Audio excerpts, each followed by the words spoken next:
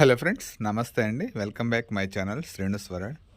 Friends, ఈ video ఎప్పుడో 1 month back చేశానండి. అంటే నేను విత్తనాలైతే పెట్టి 1 మంత్ అవుతుంది గానీ, అప్పటి నుంచి చేద్దాం వీడియో అంటే మనకైతే అవ్వలేదు, మర్చిపోయాను అట్లాగే.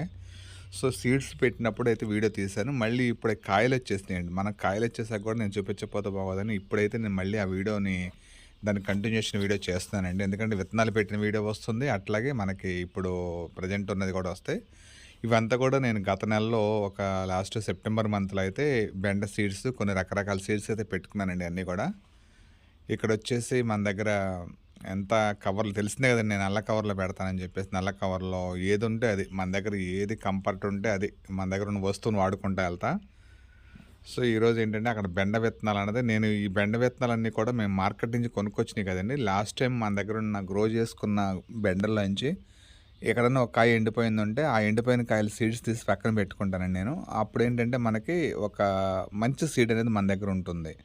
ఎందుకంటే ఇప్పుడు మార్కెట్ నుంచి తెచ్చింది, అది సైజ్ ఎలా ఉంటుంది, అది ఎలా ఉంటుంది, కాయ సన్నమా లావమా, కొన్ని కాయలు ఎలా ఉంటాయంటే కాయ ఎంత పెరిగినా సరే అది లేతగా ఉంటుంది. కొన్ని కాయలు చిన్నగా ఉండగానే గిడసబారిపోతాయి.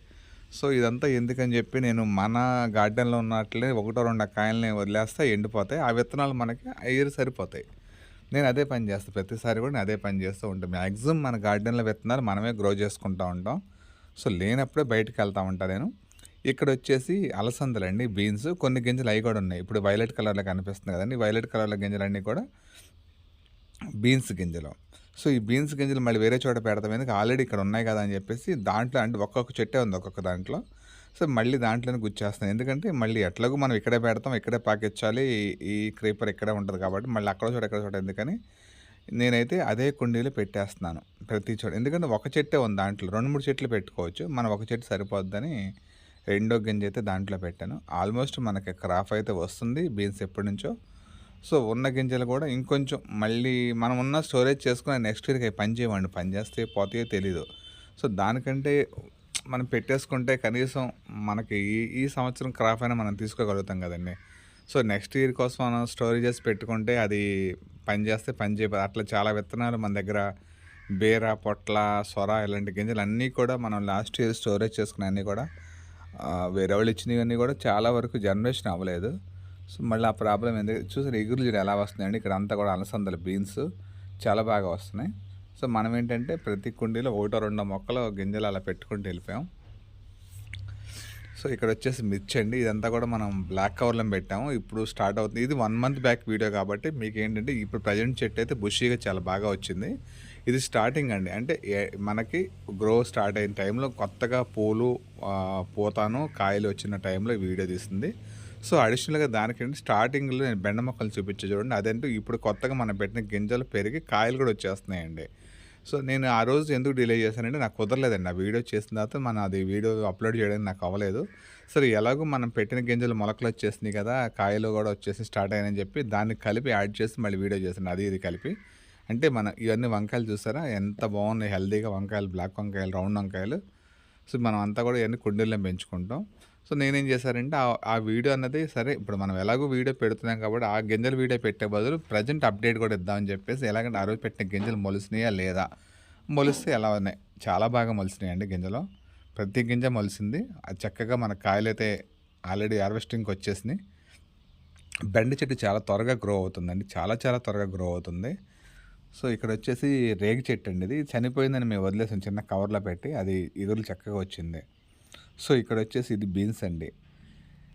నిరంతరం మనం గార్డెన్లో ఎప్పుడు ఏదో ఒకటి ఖాళీ అవుతూ ఉంటుంది, కుండీలు పెడుతూ ఉంటాం, మళ్ళీ పీకుతూ ఉంటాం, వస్తూనే ఉంటాయి. అంటే కొన్ని మనం పెట్టినవన్నీ కూడా జనరేషన్ అవుతాయని కాదు, కొన్ని వస్తూ ఉంటాయి, కొన్ని పోతూ ఉంటాయి, కొన్ని చెట్లు ఖాళీ అవుతాయి, మళ్ళీ కొత్త కుండీలు కొన్ని పెట్టుకుంటూ ఉంటాం. ఇది నిరంతర ప్రక్రియ అండి. టెర్రస్ గార్డెన్ అన్నా ఏదైనా సరే, గార్డెన్ పెంచిన వాళ్ళందరికీ కూడా ఇది ప్రతిరోజు జరిగేదండి ఇదంతా కూడా. అందుకని మనం ఏం చేస్తామంటే ఇక్కడ బీన్స్, ఇప్పుడు మీకు చూపించిన బీన్స్ వేరు, ఈ బీన్స్ వేరు. ఈ బీన్స్ ఏంటంటే ఇంకా లాంగ్ బీన్స్, 1 ఫీట్ చూపించిన 1 ఫీట్ పైన ఉంటుంది, ఇది వచ్చేసి 2 ఫీట్ వరకు వస్తుంది. సో ఈ బీన్స్ అంతా కూడా ఇక్కడ ప్రతిదానికి 3 పక్కల 3 గింజలు పెట్టుకుంటూ వెళ్తున్నానండి నేను. ఎందుకంటే మనకి కుండీలో 3 పక్కలు చక్కగా వస్తాయి 3 గింజలు. ఇది చుక్కకూర అండి. సో చుక్కకూర అన్నది ఒక్కసారి మనం వేస్తే, ఇది వచ్చి కూలర్ టబ్ అండి, కూలర్ టబ్లో ఒక పక్కన వేసాను. చాలా బాగా వస్తుంది. ఎందుకంటే కూలర్ టబ్‌లో మన చుక్కకూర ఏస్తే మనకి 6 మంత్స్ 6 నెలల్లో మనం విరిస్తే స్టెమ్ కిందకి ఇరిసిన కొద్దీ మనకి చాలా చక్కగా అయితే మనకి క్రాప్ వస్తది. ఇరుసుకోవడమే. ఎంత ఇరిస్తే మనకు అంత ఎగురులు వస్తాయి. కళ్ళు మూసుకుని 6 నెలలు మనం తీసుకోవచ్చండి చుక్కకూరని ఎప్పుడు కూడా. ఎందుకంటే మనకు అంత బాగా గ్రోత్. ఇదే కదా ఆకుకూరలు ఏదైనా సరే తోటకూర, పాలకూర, చుక్కకూర, ఇట్లా గోంగూర ఇలాంటివన్నీ కూడా మనం ఒక్కసారంటూ విత్తనాలు జల్లామంటే దాన్ని చాలా జాగ్రత్తగా కాపాడుకుంటూ వస్తే 6 నెలల్లో మనకి క్రాప్ వస్తుందది. అంటే మనం వెతుక్కోకుండా చేయాల్సిందేంటంటే చుక్కకూర ఎప్పుడు కూడా పాలకూర, చుక్కకూర ఎప్పుడు కూడా కింద వరకు గిల్లుకోవాలండి. పైపైన ఆకులు తీయకూడదు. కాడ వరకు తీయాలి. ఎందుకంటే మనకు ప్రతీదీ ఉపయోగపడుతుంది ఆటిల్లో.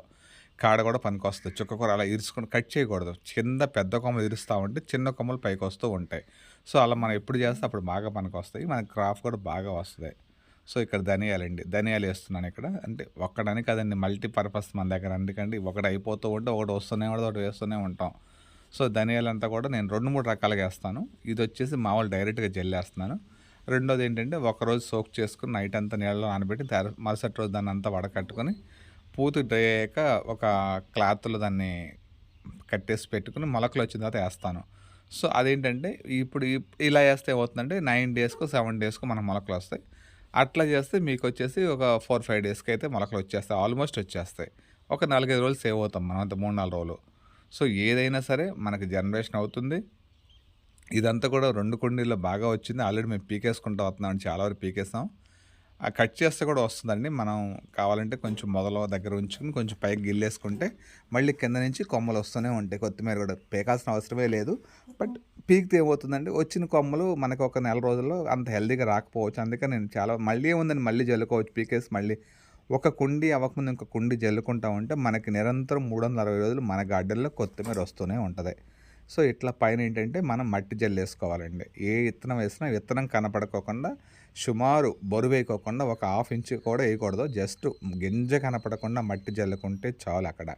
అప్పుడు మనకి జనరేషన్ చక్కగా వస్తాయి. మట్టి గింజ కనిపించిందంటే మాత్రం గాలికి అది మీకు జనరేషన్ అవ్వదండి. గాలి తగిలితే మొలకలు రావు. ఇంకోటి కూడా ఏంటంటే మీరు ఏదైనా సరే సీడ్స్ వేసుకోండి. వేసిన ప్రతి దానికి కూడా పైన ఒక వీలైనంత వరకు కప్పి పెట్టేయండి. అది క్లాత్ కప్పుతారా, లేకపోతే తాటాకులు కప్పుతారా, లేకపోతే ఏమైనా న్యూస్ పేపర్లు కప్పుతారా అనేది మీ ఇష్టం చాయిస్. మీకు అవైలబుల్ని బట్టి మీకున్నది అక్కడ బట్టి. అలా ఎందుకంటే మనం ఏ విత్తనాలు వేసినా సరే జనరేషన్ అవ్వాలంటే గాలి ఆడకపోతే మొలక చాలా త్వరగా వస్తుంది.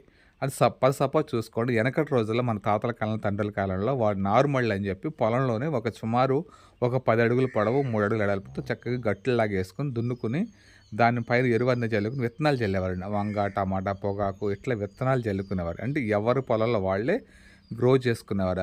మనం పంటకు కావాల్సినంత రా మెటీరియల్ గింజలన్నీ కూడా.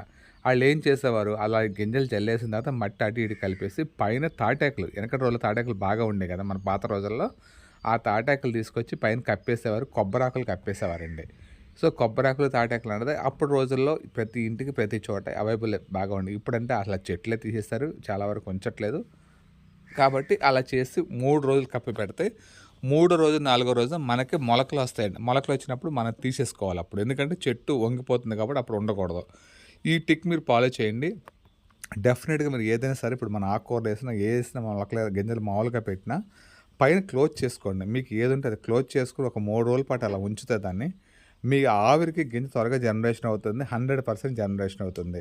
ఇది నేను చేస్తాను కాబట్టి మీకు చెప్తాను. నాకు తెలుసు ఇదంతా కూడా. మీరు కూడా అది ఫాలో అవ్వండి. మీకు డెఫినెట్‌గా యూజ్ అవుతుందండి ఈ టిప్ అనేది. జనరేషన్ త్వరగా అవుతుంది. 100% అవుతుంది.